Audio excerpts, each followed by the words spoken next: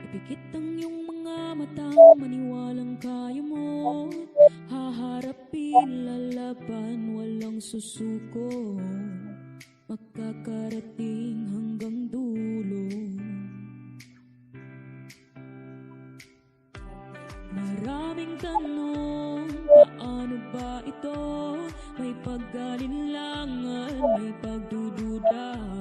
Kailangan lang tuklasin ano ba ang kaya mo. Ngumiti ka lang, bagong pag-asa'y naghihintay.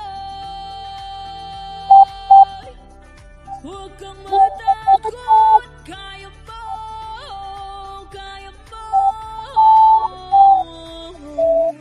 Nagdadalawang isip, nanginginig, tumutulo ang luha, nagagalit. Gusto ko na lamang pumikit, pipilitin kong kumapit. Pangangamba ko'y mawawalan na, nararamdaman ng panibagong pag-asa. Ito na ang simula, bahagari nakikita na.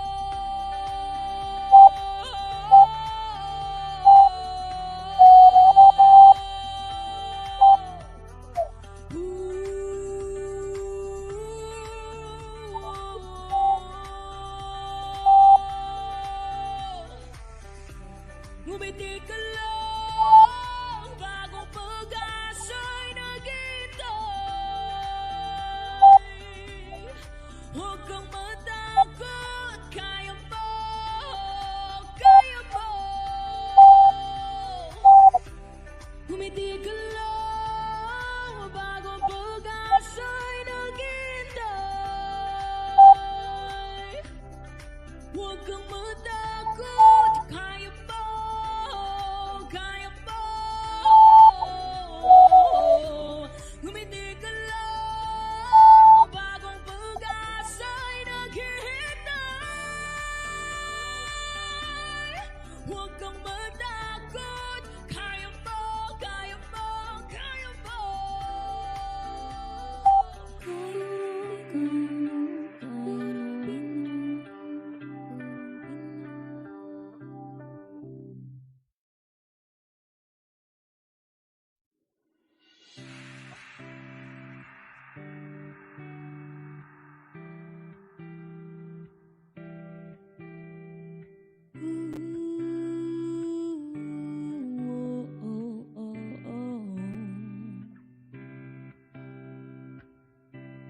Ipikit ang iyong mga matang maniwalang kaya mo.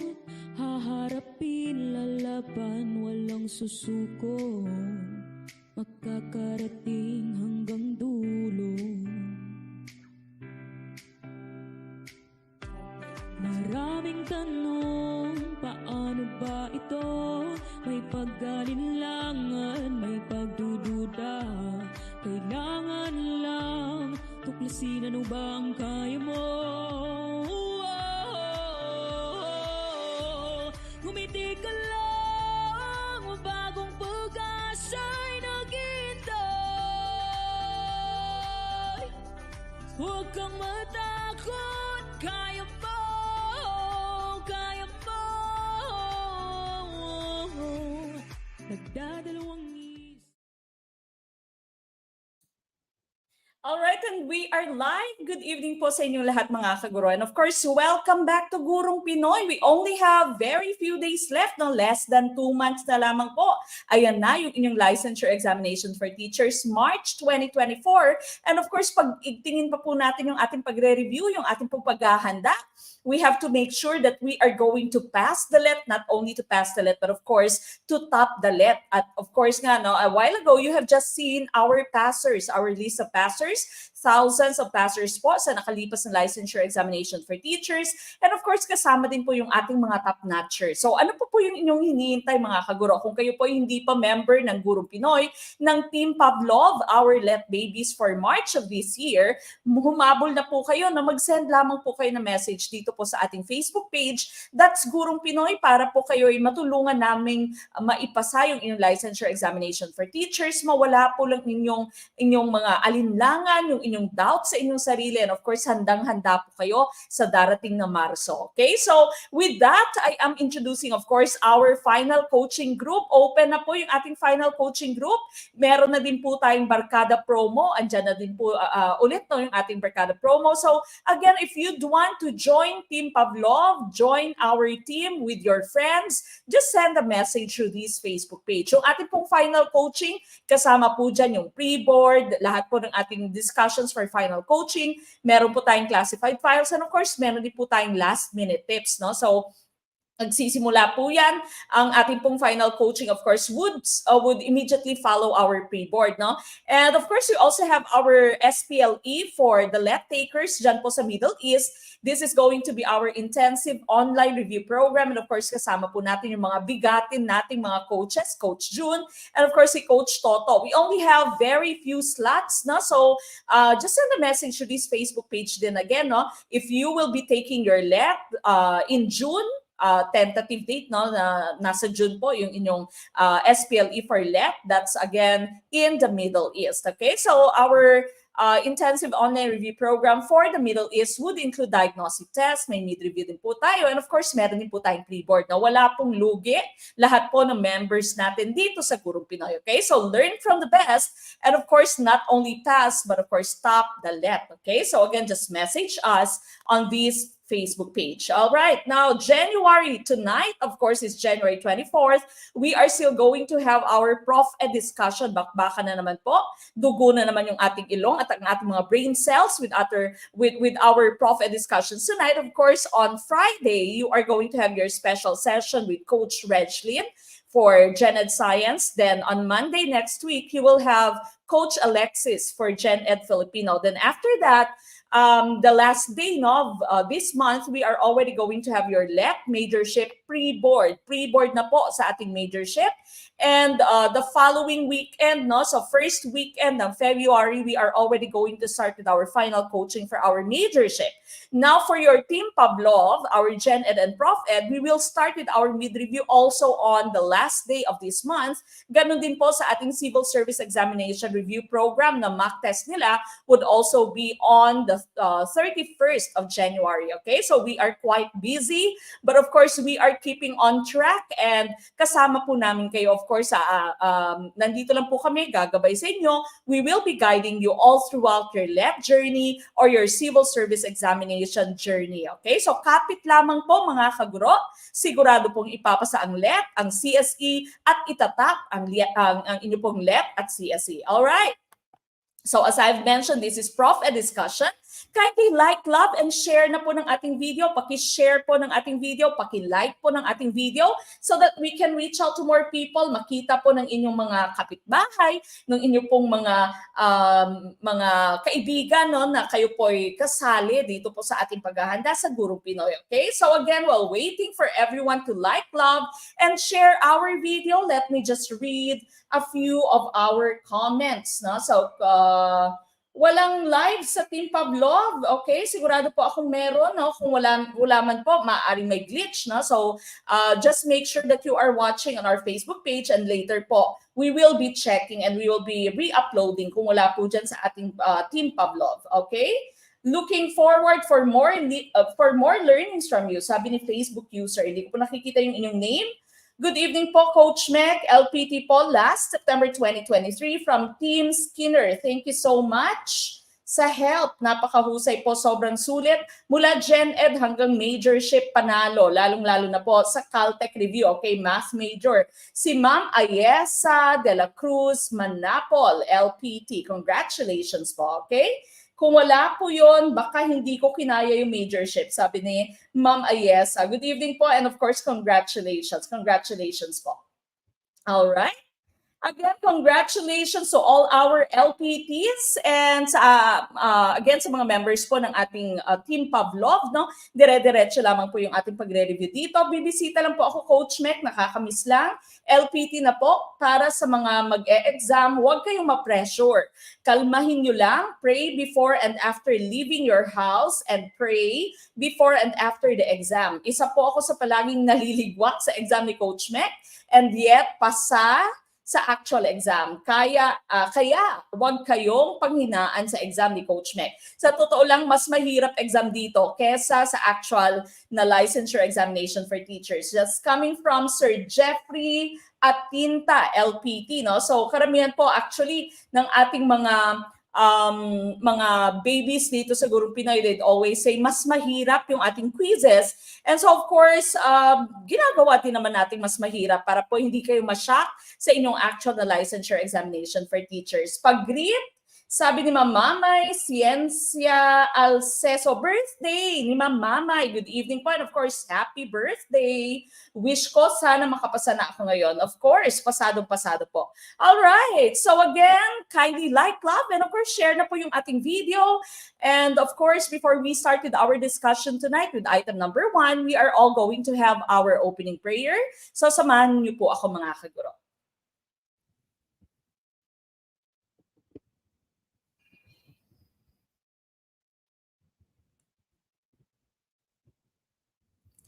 Dear Lord, I come to you to ask for your guidance and direction in this study session.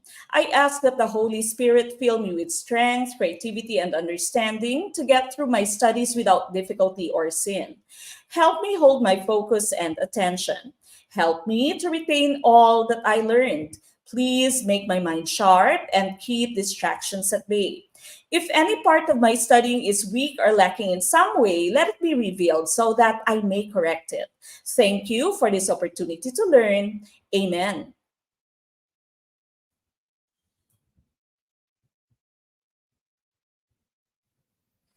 All right, now once again, this is Prof. Ed. Like, love, share our video, start a watch party and tag your friends. Let us all start with item number 1. Okay, number 1. Wait time 2 is defined as the blank. Would it be letter A, time period before the teacher asks a question? Letter B, time period between the student's initial response and the teacher's reaction. Letter C, time period between the lesson and the exam. Or is it letter D, time period between the teacher's question and the student's response? What is our choice? What is our choice for item number 1? Number 1 kaya, pasado? Tumpa kaya for item number 1? Or ligwakers kaya for item number 1? What do you think is the right choice? Item number 1, ayan po, chine-check ko po, Team Pavlov, Section B, andyan po yung ating live stream. Let me just check, Team Pavlov, Section A. Okay, Team Pavlov, Section A, i-click nyo po yung nakapost na professional education, meron pong thumbnail. Okay, this one po, no, nakikita nyo, professional education na thumbnail, i-click nyo po yan, and then, teka, hindi ko yata makita dahil ako yung nagla-live. Okay, let me see. Try nyo pong i-click yang pong ating thumbnail. Okay, so that you will see our live stream for tonight. Okay? All right, if you cannot see it, no, try nyo po muna, punta po kayo sa ating Team Pavlov, Section A. And of course, click that thumbnail. Kung hindi naman po, I will be checking on it right after our discussion. But hopefully, nakikita nyo na po yung ating live. All right, City of Love, Ma'am Julie, good evening po. Okay, I see a lot of letter D's. Time period between the teacher's question and the student response. What do you think is the right choice? Letter D kaya ang ating tumpak na choice for item number 1? Okay, the correct choice here, wait time 2 is defined as, the correct choice for number 1 is letter B. Letter B po, ayon, maraming ligwak. Genocide yung nangyari, okay? Ayan, so sabi ni Ma'am Ann Cortez, okay na po, Coach Mek, salamat po. Click the thumbnail po, okay? So just click the thumbnail, dyan po sa Team Pavlov A, and then you can already see our live stream. Okay, wait time 2, again. is not letter D, but it is letter B. Okay? Ang agang ligwak, aray. Okay? Ligwak ka agad. Alright, let's take a look at your wait time. No? So it's very, very important as teachers na marunong po tayong maghintay. Hindi lamang po pag-ibig yung kailangan nating hintayin. Hindi lamang po forever natin yung kailangan nating hintayin. Kahit po sa pagtuturo, dapat po we are patient enough to wait. No? Kailangan po marunong tayong demonstrate no ng ating wait time. So ano nga ba itong wait time? All right? So here you have the following flow, no? So kunwari nasa classroom tayo, if you are a teacher na and you ask a question, when you throw the question to your class, no, you ask the question, itong sinasabi ng ating yellow dito, no, sa ating pong sa ating flow, no, sa ating timeline, and then you need to have or to give them wait time 1. Okay, so wait time 1, pause ka muna, maghintay ka muna, manahimik ka po muna. And then after your wait time 1, you have to call your student. Okay, so call a student to answer or ask if there are any volunteers. Sa makatuwid po, ang letter D po ninyo, this would be your wait time 1. Pero yung hinahanap po ng ating question dito is wait time 2. Wait time 2. Okay? So wait time 2 po yung ating hinahanap, hindi po wait time 1. Yung wait time 1 po, yan po yung nakikita natin sa ating letter D. Now, after you have asked a student to answer, and right after the student has answered, you need to wait again. Okay? So kakalma ka ulit.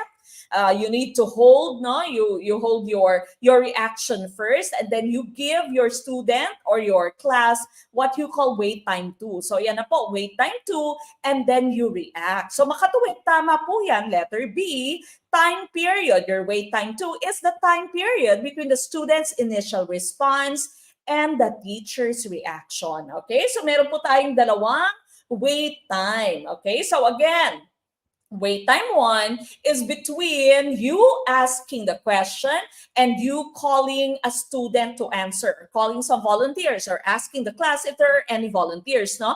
And your wait time 2 is between the answer of the student and your reaction to that answer. Okay? Now, there actually is an average of wait time, no? Ano kaya sa tingin nyo? Sa tingin nyo, ano yung average? Ano yung average wait time ng ating mga teachers? Okay? So, please put that in our comment box. Ano kaya yung average wait time ng ating mga teachers? Sa tingin nyo? Okay? Sa tingin nyo po, ano yung average wait time ng teachers? Sa classroom, ano kaya yung average wait time ng teachers inside the classroom? What do you think is the average wait time? What do you think is the average wait time? All right, 5 seconds, 10 seconds, 7 to 10, 5 minutes, 3 seconds, okay, 2 minutes, 1 minute. Okay, 30 seconds, no? So yan, tama po yan, no? They said the average wait time that the teacher gives inside the classroom is 3 seconds. So 3 seconds lamang, hindi makapagpigil si ma'am, no? When the teacher asks a question, after 3 seconds, ayan na kaagad, no? Nag-a-ask na siya ng students to answer, okay? So dapat, more or less, medyo pahabain pa natin yung ating pasensya, no? We have to give them some time to, of course, condense, no? What we have thrown to them, kung ano yung question, let them formulate, no, or let them form their answer to those questions. Okay? So, tama nga naman. Dapat yung wait time 1 mo should be around 3 to 5 seconds, no? But on the average, 3 seconds lamang po yung ating pong wait time inside the classroom. Okay? And so, again, letter B po ang ating tumpak na choice. Move on na tayo sa maagang pagkakaligwak na let's go to item number 2. Number 2. What level of Bloom's taxonomy is demonstrated by a student explaining the main idea of a short story? Letter A, remembering or knowledge. Letter B, analyzing. Letter C, applying. Or letter D, understanding or comprehension. We had a similar item last time, okay? Last Monday, meron po tayong similar item. So what do you think is the right choice? Good evening sa gurong inay naming lahat. LPT, September 2023, English major po. Kapag may ganitong boses akong naririnig, alam ko nang ikaw kaagad yon. Ramdam ko pa rin yung pagmumulto mo po. God bless po, Coach, and more power sa Gurong Pinoy. That's coming from Sir Ernest Balot Ibanez, LPT, of course. Maraming salamat po. And of course, we miss you here sa Gurong Pinoy. All right, what is our choice? What is our choice? I see a lot of letter D's, understanding. Tumpak kaya ang letter D? Understanding kaya ang ating tumpak na choice? What level of Bloom's taxonomy is demonstrated by a student explaining the main idea of a short story? When the student can already explain using his or her own words, what would be the right choice? And we have explained this last Monday, no? So last Monday, you all know what the right choice is, and that would be letter D. Ayan, nakabawi na, okay? I see a lot of letter D's, and tumpak po karamihan sa inyo. Okay, letter D, understanding or comprehension po ang ating hinahanap. Let's take a look at the new version of Bloom's taxonomy. Okay, so here, remember, no, the newer version of Bloom's taxonomy or Anderson's version has already used your verb form, no? So usually nga ing form of the verb pa, remembering, understanding, applying, and so on. And of course, the big change in the old version and the new version of Bloom's taxonomy is that instead of evaluation as the highest level, we now have creating as the highest level in our taxonomy. Okay? So remember, tinatawag po yung tatlong nasa baba as your slots or your lower order thinking skills. At yung tatlong nasa taas as your HOTS or your higher order thinking skills. Okay? So when you say remember, this is knowledge level, no? So this is just recalling facts, basic concepts, define, duplicate, list, memorize, identify, name, no? So again, this is just simple recall. Your Gen Ed is just simple recall, no? So lower order thinking skills, yung hinahanap sa atin or hinihingi sa atin ng Gen Ed. Although there might be some items na may comprehension, okay? Now, the next level that we have here is understanding or comprehension. Ito po yung ating hinahanap kanina. When you can already discuss, when you can already explain, no? So you can already report, select, translate. So kumbaga, a level higher siya than your remembering. You can already explain, elaborate ideas or concepts using your own words. Okay, so that's understanding or comprehension. Apply, of course, is to use the information and the skills that you've learned inside the classroom into new situations or usually real life situations. So you can already execute, implement, you can solve, demonstrate, etc. Then we go to our higher order thinking skills. The first one here is analyzing or analysis, older version of Bloom's taxonomy. When you say analyzing, you are tearing apart a whole, no? So you are tearing apart a whole. Hinihimay-himay mo po ang different parts of a whole. Okay? So that's how you analyze. You are tearing apart the different sections of a whole, no? Then you have evaluate. Evaluate, second to the highest na lang po siya. This is when you justify, you stand by your decision, you debate, you criticize, you argue, no? You defend your choice. That's evaluation or evaluating. Then, of course, the highest would be creating or synthesis in the older version. This is the opposite of your analysis, no? So when you say analysis nga, break down the different parts of a whole, ang creating naman po, you are putting together the different parts to create a new whole, no? So a new whole. Pinaka-importante pong term dito is bago. Kailangan po bago yung inyo pong nabuo, no? So hindi po pwedeng gaya-gaya po tumaya lamang or hindi po pwedeng from your memorization lamang yung idea. Dapat po bago, no? So producing a new whole from the different parts that to be creating. Okay? So sana po klaro na. Sana po master na natin ito pong ating Bloom's taxonomy. So again, yung ating pong tumpak na choice there was letter D, understanding. All right, we go to item number 3. Okay, so this one is similar to item number 2. Carlos needs to develop a website for his computer technology class. What level of Bloom's taxonomy is demonstrated by this assignment? Letter A, remembering or knowledge level. Letter B, creating or synthesis. Letter C, understanding or comprehension. Or would it be letter D, analyzing? What is our choice? What do you think is the right choice? For item number 3, Ma'am Yang Alia, good evening po. Hello po, good evening. Good evening po sa inyong lahat. Again, if you still have not liked and of course share our video, napaki-share na po ng ating video. And if you'd want to join us para po dire-diretso yung inyong pagnunood, become a member of Team Pavlov. It's very easy. Just send a message to this Facebook page. Okay, letter B, ang nakikita kong choice niyo for item number 3 is letter B, creating. And of course, that would be tumpak. Tama po, congratulations.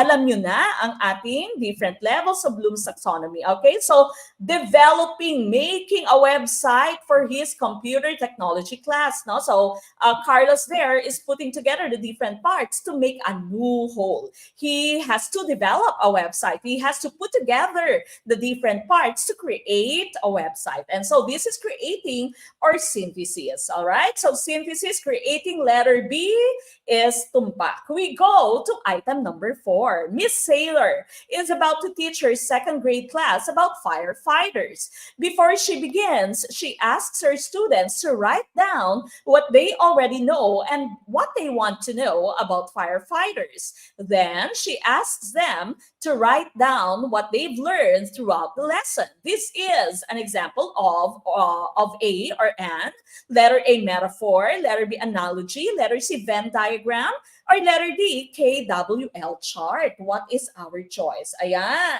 A lot of our kaguro are saying it's letter D. Tumpak kaya ang letter D? With conviction, okay, with justification. No? So sabi dito, before she begins, she wants to teach them about firefighters. Now, before they begin, she asked them what they already know. What they know, what they want to know. And then after that, she asked them to write down what they've learned throughout the lessons. And of course, ang tumpak na choice po natin dito would be, the right choice here is KWL. Okay, so KWL, what I know, what I want to know, that's W. Now, what I know is K. What I want to know is W. And of course, what I've learned after the lesson is the L. Okay, so that's KWL. All right, so this is tapping the prior knowledge of your students, no? Trying to make your lesson meaningful, okay? Because you are trying to tap on what they've already know, what they already know about firefighters. No? So you are asking them, ano na nga ba yung alam nyo? What are firefighters? What do they do? No? What do you know? And what else you want to know? And then right after the lesson, what have you learned? Okay, so it is actually a very simple tool that you can use, but it is a very effective tool. No? So kahit na college, ginagamit po yung KWL chart. All right? Now, what about the rest of your choices? Of course, when you say analogy, you are trying to compare two concepts or two people, okay, or two things. And of course, metaphor here is just one way for you to do analogy, di ba? Yung metaphor mo at yung simile, no? So, you know the difference between simile and metaphor. When you say simile, may as and like. And while when you say metaphor, wala pong gamit ng as and like, okay? Now, what about Venn diagram? Let's take a look at your slide, no? So here, again, as we've mentioned, this is your KWL chart. What I know, what I want to know, and what I've learned, okay? And then here is an example of your Venn diagram. And so your Venn diagram is also used to compare two concepts, or it might be more than two concepts. No? So here you would see the differences, those that are outwards, no, nasa labas, and of course in the intersect na nasa gitna nila, those are the common things. Yan po yung mga common sa kanila. For example, if you're talking about apples and oranges, you have fruits, you have food.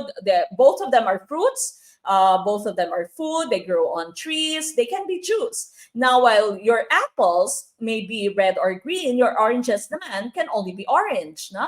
Although meron din namang green, no, kapag hilaw pa siya. Smooth skin ang inyo pong apples, while rough skinned naman ang oranges. Your apples would grow in cool climates, while your oranges would grow in warm climates. Okay, so you have differences and similarities when you are using your Venn diagram. All right, but the right choice was letter D. Very good po kayo doon.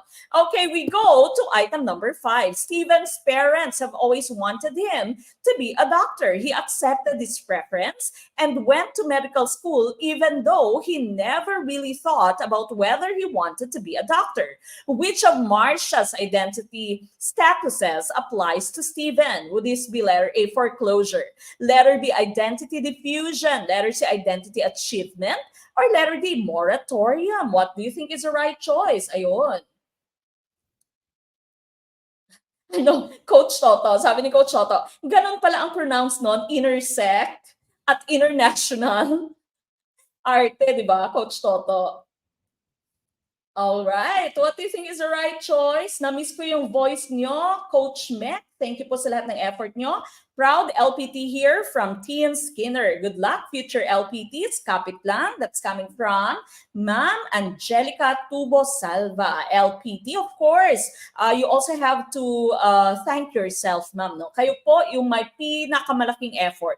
Kahit po kami tumambling dito, umisplit kami ni na Coach Toto at Coach June, kung kayo po hindi nag-e-effort, hindi po kayo makakapasa. Okay? So of course, the bigger share of congratulations, no, would be for you. Sa inyo po dapat yung malaking share ng pagdiriwang at pagko-congratulate. Okay? What do you think is the right choice? Letter A at letter B ang aking nakikitang choice ninyo. Okay, so you have Steven here. Okay, so Steven, parents po ni Steven gusto na siya po ay maging isang doktor. Okay, so hindi nagreklamo si Steven, no? So hindi po siya nagreklamo. He accepted what they wanted and he went to medical school kahit na hindi niya talaga alam kung gusto niyang maging doktor, no? Kahit nga hindi siya sure na gusto niyang maging doktor, siya po ay nag-accept na lamang ng gusto, ng kagustuhan ng kanyang mga parents, okay? So yung question natin dito, anong identity status meron ngayon si Steven? Okay, so would this be letter A, foreclosure, letter B, identity diffusion, letter C, identity achievement, or would it be letter D, moratorium? Ang ating pong tumpak na choice dito would be letter A, foreclosure. Okay, parang na-foreclose na property, di ba? Foreclosure ang ating pong hinahanap. Bakit po, Coach? Okay, so these right here are the different types of our identity status, no, according to Marcia. Okay, you have to consider two concepts here. Nang unang-una, commitment. Okay, committed ba siya into a certain action or into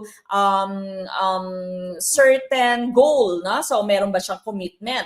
At the other one is crisis. Kumbaga, exploration. Nag-e-explore pa rin ba siya or hindi na ba siya nag-e-explore? No? So, exploration or crisis and commitment. Okay, so kapag siya po ay nag-e-explore pa rin, meaning hindi pa po niya tanggap, no? So hindi pa niya tanggap, nag-explore pa rin po siya, present pa yung exploration, but she or he is committed to a certain goal, you'd call this identity achievement. Identity achievement, no? Bakit? Because this person has become successful in achieving a sense of identity, no? So kahit na hindi pa siya siguradong-sigurado sa kanyang goal, pero he stood by his goal, and so we'd call this identity achievement. This is his goal. He has chosen this. No, although he has gone into several crises, he has done into some explorations, but he had chosen this and he is committed to this. You'd call this identity achievement. Okay? Identity achievement po yan. Now, what about identity moratorium? Yung pagkakaiba po ng identity achievement at yung moratorium mo, yung moratorium po, wala pong commitment. Okay? So, here, the person is still actively struggling for a sense of identity. Okay? So actively struggling pa rin po ang isang tao, ang taong ito, sa kanyang sense of identity. Okay? So di ba nag-explore pa rin siya, and he is still not committed into what he wants to be, what his goal is going to be. And so you'd call this identity moratorium or simply moratorium. Now, what about your identity foreclosure? No? Ito po yung hinahanap natin dito sa ating item. Wala na pong exploration. Remember, Steven has already accepted it. Akseptado na ni Steven. Hindi na siya umangal, hindi na siya nag-try na mag-shift, or hindi na siya mag-try na mag-talk sa kanyang parents, no? So, he has simply accepted it. Wala nang exploration, okay? So, here, although he has accepted it, he is not really committed to it. Remember, hindi na talaga alam kung pwede ba siyang maging doktor, kung gusto ba niya talaga, kung akma ba siyang maging doktor, okay? So, here, you have unquestioning adoption of parental or societal values. Inaccept na lamang niya kung ano yung kagustuhan ng kanyang parents or kung ano yung kagustuhan, ano yung expectation sa kanya ng kanyang society. Okay? So, no more exploration. I've accepted it, but I am not committed to it but because that's not really my dream. Okay? But I have just simply accepted it. No questions asked. Okay? So, that would be foreclosure. Foreclosure. Now, what about your identity diffusion here? Wala ka na ding struggle. No? You have already accepted it.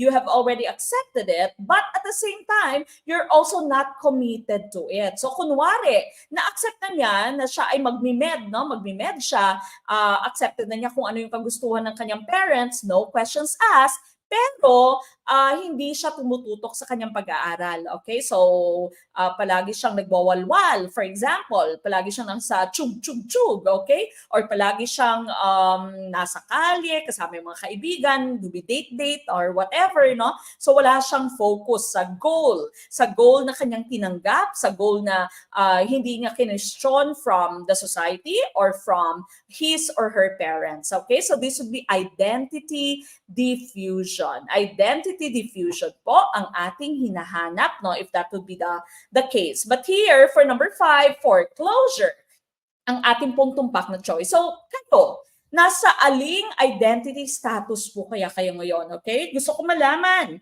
alin po yung identity status ninyo according to Marcia at bakit, okay? So, pakilagay po, my identity status is this because, nasa foreclosure po ako because, or identity diffusion po because, okay, let me try to read your comments. Okay, while waiting for that, let me just greet Sir Rocky Angiwa, no? Isa po sa ating mga LPTs. Good evening, Coach Met. Team Skinner, LPT na, thanks po. And also to Gurong Pinoy from Banawe, Ifugao. Good evening po sa ating mga LPTs. Foreclosure. Closure muna bago hiwalay. Oy, nako, iba po yun. It's complicated, sabi ni Sir Carlos. Ayan ka na naman, Sir Carlos. Foreclosure po kasi ayaw masumbatan. Okay. Nagigets ko, Sir Nimuel, no? So, wala siyang choice. Ayaw niyang masumbatan. Hindi na siya nag-explore. Tinanggap na lamang niya. And so, wala na din siyang choice na dapat maging dedikado na siya sa kung anong meron po siya. Okay? Closure na din kami, sabi ni Sir Toto na umi-emote. Nang una, foreclosure, pero nang nagtagal na, love ko na din ang teaching. Okay? So, naging identity achievement na rin po, sabi ni Facebook user. Identity foreclosure, dahil gusto talaga ni Mama mag-teacher ako, kaya wala nang angal, palamunin na nga lang ako. Sabi ni Ma'am Amor or Ma'am Amore. Ma'am Amore. Paano po mag-avail ng review nyo? Sabi ni Ma'am Lorraine, mag-send lamang po ng message dito po sa Facebook page. Okay. All right. So moratorium, foreclosure, iba-iba. All right. All right tuloy. Okay. So again, sana po klaro, no, kung bakit po identity achievement, gusto mo talaga at committed ka. Okay. So that's identity achievement. Identity moratorium, you are still struggling, no? You are still struggling at hindi ka pa rin committed. That would be identity moratorium. Ang identity foreclosure mo po, hindi mo gusto, pero committed ka na. Parang magulo kapag ka ito'y love life, no? Para kang napikot dito, yung identity foreclosure mo. Hindi mo gusto pero wala kang choice, okay? So committed ka na. That's identity foreclosure. Identity diffusion naman po, hindi mo gusto pero tinanggap mo siya, pero you are not committed, okay? You are not committed. That's identity diffusion. Okay, so those are March's identity statuses, and our choice here would be letter A. We go to item number 6. Brian has autism and often seems aloof and standoffish, according to experts. This is because blank. Letter A, he doesn't adequately understand emotions and empathy. Letter B, his hearing is impaired. Letter C, he finds other people's conversations stupid. Or letter D, he doesn't care about other people. What do you think is the right choice? Item number 6, very easy. Okay, very easy. Item number 6, I see a lot of letter A's, letter A's, no? Item number 6, I see letter A's, and letter A is tumpak. Okay, so our students who have autism, no, or our students who are on the autism spectrum, tinatawag po nating autism spectrum or ASD, no, autism spectrum disorder, we would say spectrum kasi iba-iba po yung kanilang characteristics. There are no two people with autism na magkaparehas. Okay, so oftentimes wala naman pong problema sa kanilang mental ability, but they find it difficult to interact with people. Okay, so sometimes you have to give them some time to warm up, no? Kailangan muna nilang mag-warm up, kailangan muna nilang magkaroon ng time to interpret some social cues. Okay, so actually my son, no, ang akin pong anak ay nasa probable ASD. So right now he's taking therapy, no. So there's nothing wrong with him. He's not imperfect, no, but his brain lang kumbaga functions differently from other people. So usually we'd use the term neurodivergent. Iba po yung pag-andar ng kanilang brains, na. So he would need more time to learn some things, no, na kunwari para sa atin niya mabilis na matuto, but he would eventually learn it, but of course he needs all the help that we can give him. Okay, so number 6, letter A po ang ating tumpak na choice. Okay, we go to item number 7. A child with Asperger's syndrome would likely experience difficulty in all the following situations, except which one? Letter A, following clearly written instructions to assemble a remote control helicopter. Letter B, playing the role of a talking animal in a school play. Letter C, understanding the sarcastic humor of a classmate. Or letter D, participating in a group conversation without interrupting. What is our choice? What do you think is the right choice? For number 7. Hi, Mamek. Na-miss ko po yung boses mo. Team Skinner. Proud Gurong Pinoy po at kakatapos lang ng oath namin last Sunday, January 21. Legit Gurong Pinoy. That's Ma'am Marie Kalipay Babasa. Congratulations, isa sa ating mga LPDs. Okay, what do you think is the right choice? Team Skinner, September 2023, let passer. 2 months review, araw-araw nagbabasa, nanonood ng review lagi dito sa Gurong Pinoy, nag-take down ng notes para di makalimutan. Uminom ng Memo Plus, nako, that's coming from Ma'am Cads Marian. Congratulations. Okay, so palagi po natin sinasabi, no, at least 3 videos of Gurong Pinoy. Punta po kayo sa ating YouTube channel at manood po ng at least 3 videos. If you are a new member, no, team newbies natin, balikan po lahat ng ating videos, no, especially yung mga older videos natin. Okay, number 7, letter C. Naku po. Okay, we are looking for Asperger. No? Some people would pronounce this Asperger. Asperger or Asperger syndrome would likely experience difficulty in all of the following situations, except we are looking for the exception po. Okay, so sabi dito, sa aling sitwasyon, walang difficulty yung isang person with Asperger syndrome. Okay, what do you think is the right choice? Okay, so alin dito yung wala siyang difficulty? Now, your Asperger syndrome po ay bahagi ng ASD. Kasama po siya ng ASD, no? So, this is also a person with autism. Okay, so yung Asperger syndrome natin, na mga tao na may Asperger syndrome, these are what we call your high-functioning na ASD, na high-functioning autism. Although ngayon po, hindi na ginagamit yung high-functioning, low-functioning, wala na po, hindi na siya ginagamit. ASD na lamang ngayon, yung kanila pong ginagamit. Okay, so these are people with autism na grabe po yung attention to details. No? Meron silang mga gustong-gustong mga bagay, grabe yung attention nila, memorize nila, for example, na kung ano yung gusto nila. For example, gustong-gusto niya ng dinosaur, memorize niya lahat ng klase ng dinosaur. Okay? Gustong-gusto niya yung mga different countries, memorize niya iba't ibang countries. No? So that's your, these are the type of people with autism na grabe yung attention to detail. No? And they are gifted, no? Gifted po sila.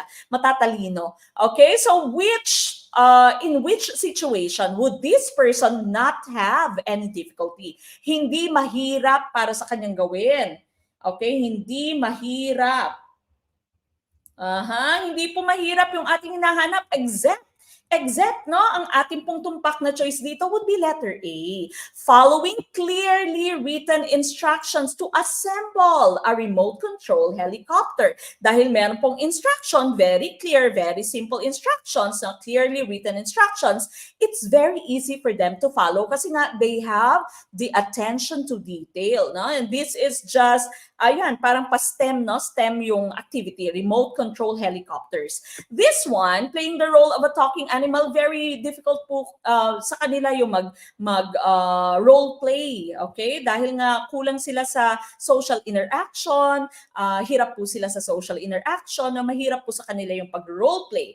Understanding the sarcastic humor, hindi po niya nagigets, no? Kung ano yung ibig sabihin, yung mga sarcasm ng kanyang classmate, ng kanyang friend, hindi po niya nagigets. Letter D, group conversation, kasi nga po hirap siya sa social interaction, communication skills, no, interpersonal skills, hirap po siya sa letter D. So B, C, and D, lahat hirap po siya. Yung letter A mo, this child does not need to interact with a person, no? So meron lamang siyang susundan, kaya niyang gawin yon.